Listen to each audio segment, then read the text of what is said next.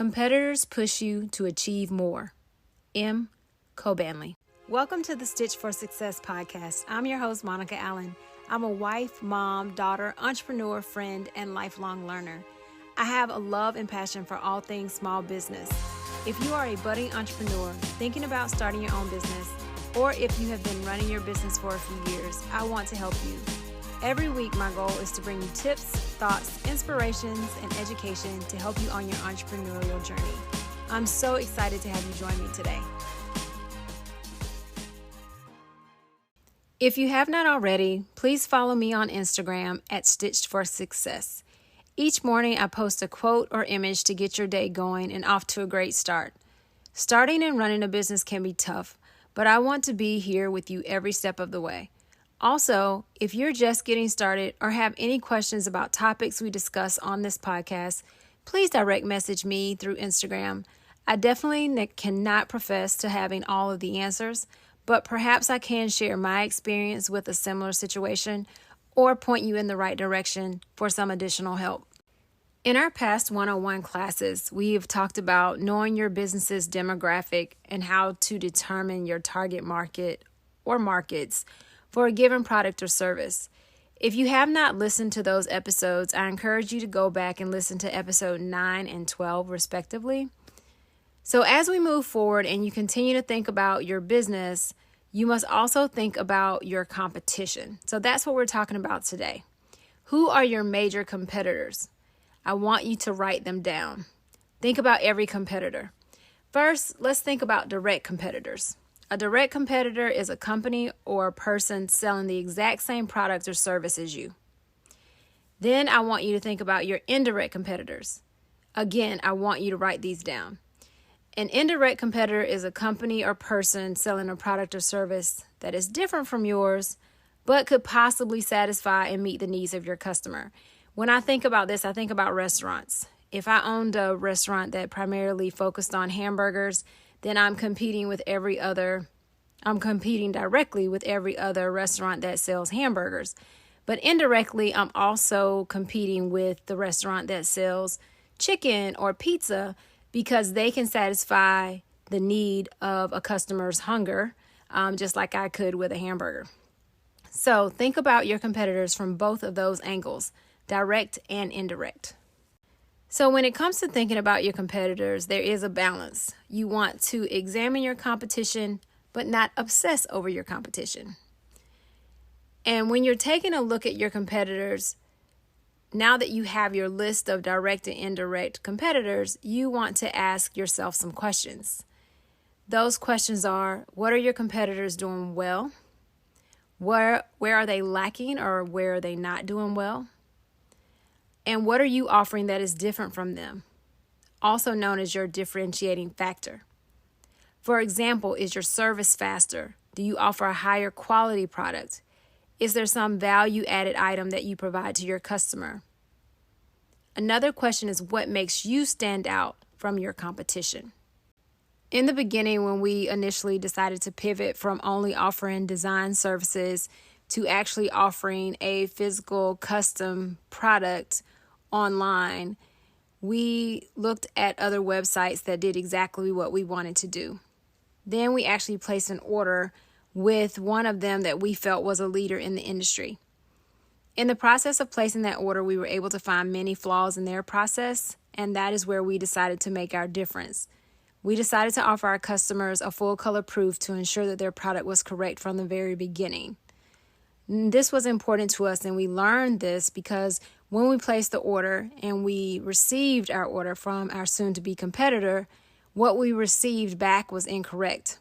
The wrong number was on the jacket, and the icon was incorrect as well. So shopping your competitors is always a good idea. You can learn a great deal from that process. Researching your competition prior to starting your business is extremely important. But it's also important that you continue to be mindful of your competitors as you grow and scale your business. As the quote stated at the beginning of this episode, competitors push you to achieve more. And to me, this is very true. In my opinion, competition is good. It makes you better. It keeps you on your toes. For example, when I think of areas or industries that lack competition, I sometimes think you find a bit more complacency in those industries. And this is not to throw anyone under a bus, but when I go to a UPS store versus the U.S. Postal Service, my servicing experience is typically very different. I think this is partially due to the fact that they know, UPS knows, I could go to FedEx instead. And not to get on a soapbox, but this is the one thing that concerns me about universal health care. If healthcare is only run by one entity, what would drive them to do it well? Just a question. I will leave that there. Now, again, you don't want to obsess over your competitors, but you do want to see what they're doing. You want to look at what they are doing well. What are they offering that is different from you, perhaps better? Is a new offering from them that's coming out, could it impact your profitability? That's really important. I am certain that some, if not all of our competitors are on our email list. We are definitely on theirs. You want to know immediately when they have any new offerings or new products or services. And while you want to keep up with your competitors and what they're doing, you must also mind your own house. Make sure you're staying on top of your products and services. Make sure you're always adding value for your customer. So as I mentioned earlier, keeping up with your competition is a balance, but it's continual. You may be wondering, what are some examples of when our competitors have made us better or made us push for more, push to achieve more? And one example would be, we had a store open only about 2 miles from our location a couple of years ago. They provided many of the same products and similar services that we do in regards to the fraternity and sorority market. So we had a similar demographic and target market. One of the things that we noticed is that they were very aggressive in getting customer reviews for their location. Well, this made us begin to ask our customers if they would be willing to leave a review. Once an order was picked up, we would send an email and or a text message and ask them to leave a Google, Yahoo, or Yelp review. Asking for a review after an order was completed became a part of our retail process for all of our team members. We found out later that our competitor gave a discount for reviews, but we wanted to be authentic, remain authentic. We wanted true reviews. However, without this competitor, we may have never even begun to ask.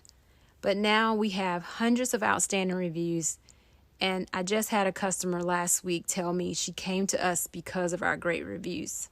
We also noticed another competitor that added a type of stamp to their online store that reminded customers of how long they had been in business.